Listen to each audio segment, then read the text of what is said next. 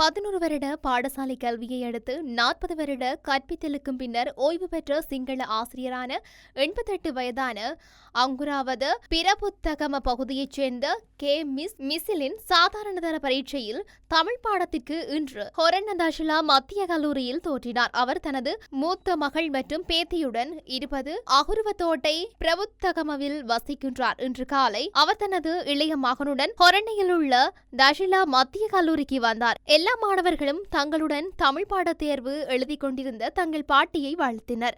அவருக்கு 7 பிள்ளைகள், 3 பேர் இராணுவத்தில் சேர்ந்தனர். அவர்கள் அனைவரும் இப்போது ஓய்வு பெற்று விட்டனர். அவர் முதலில் 1957ஆம் ஆண்டு 20 வயதில் ஆசிரியராக நியமிக்கப்பட்டார். அவர் கண்டியின் மடுக்கலையில் உள்ள மிகவும் கடினமான பள்ளியில் கற்பித்தார். பின்னர் நாடு முழுவதும் பல பள்ளிகளில் கற்பித்தார். 40 வருட வெற்றிகரமான சேவையை முடித்த பிறகு 1996இல் ஓய்வு பெற்றார்.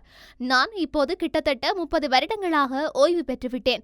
நான் வீட்டிலிருந்து வேலை செய்து நல்ல வருமானம் ஈட்டுகின்றேன். நான் தையல், பின்னல் வேலைகளை செய்வேன். வீட்டில் உட்கார்ந்திருப்பதை விட இன்னும் கொஞ்சம் தமிழ் கற்றுக்கொள்வது நல்லது என்று நினைத்தேன். நான் சில புத்தகங்களை வாங்கி மீண்டும் தமிழ் படிக்க ஆரம்பித்தேன். எனக்கு ஆசிரியர் இல்லை, நான் தனியாக கற்றுக்கொள்கின்றேன்.